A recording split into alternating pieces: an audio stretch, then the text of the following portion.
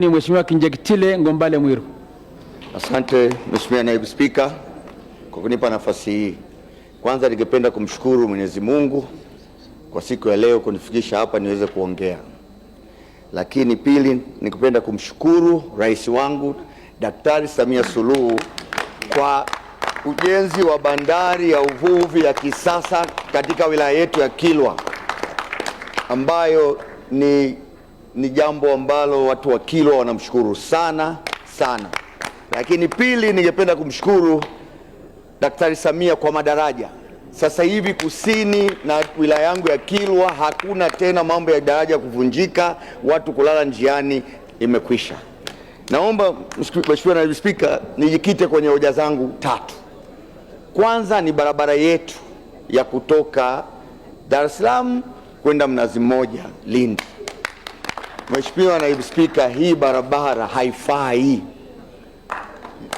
kabisa, yani imekwisha, haiwezi hata kurepair tena. Daktari Samia mtengea madaraja mazuri sana, lakini barabara haifai. Kutoka makao makuu ya wilaya ya Kilwa mpaka Dar es Salaam ni kilomita 330. Basi natumia masaa 8 mpaka 9. Jamani, wananchi wanateseka sana.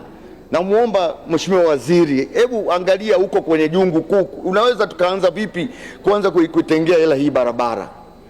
Kwa hiyo Mheshimiwa Waziri, hii barabara na kuomba utupe maelezo yanayoeleweka, tunafanya nini kuanza kuirekebisha. Hoja yangu ya pili, Mheshimiwa Waziri, unaifahamu sana barabara ya Nangurukuru Zinga Liwale. Mheshimiwa, hii barabara haifai jamani. Kama mnabisha, naombeni wabunge twende tufanye ziara kule. Watu wanateseka mpaka leo, miaka yote ya uhuru watu wanalala njiani. Mimi mwenyewe nalala njiani kama mbunge. Haifai kabisa ile barabara. Kwa hiyo Mheshimiwa Waziri, na kuomba, najua mmepata lami kilomita 72 zinaanzia Liwale, lakini tuangalie huku Ngea, Miguruwe, Njinjo.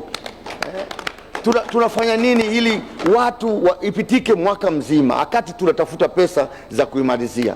Lakini hoja ya mwisho Mheshimiwa Waziri ni barabara ya kutoka Tingi njia 4 kwenda Kipatimo. Hii barabara juzi ndio imeweza kufunguka, mabasi kufika Kipatimo. Mabasi yalikuwa yanaishia Chumo Mheshimiwa Waziri, na unajua kule kuna wazee, kuna wagonjwa. Unapoanza kusema kwamba wapande bodaboda au wabebe kichwani mpaka Chumo ndio wapande mabasi, ni tatizo sana. Mheshimiwa Waziri anaifahamu sana Kilwa, nikigombea naye anaweza akanishinda kwa vile anavyojulikana katika wilaya ya Kilwa. Na kuomba Mheshimiwa Waziri, ifikirie hii barabara iweze kupitika wakati ule utaratibu wetu wa lami unakuja.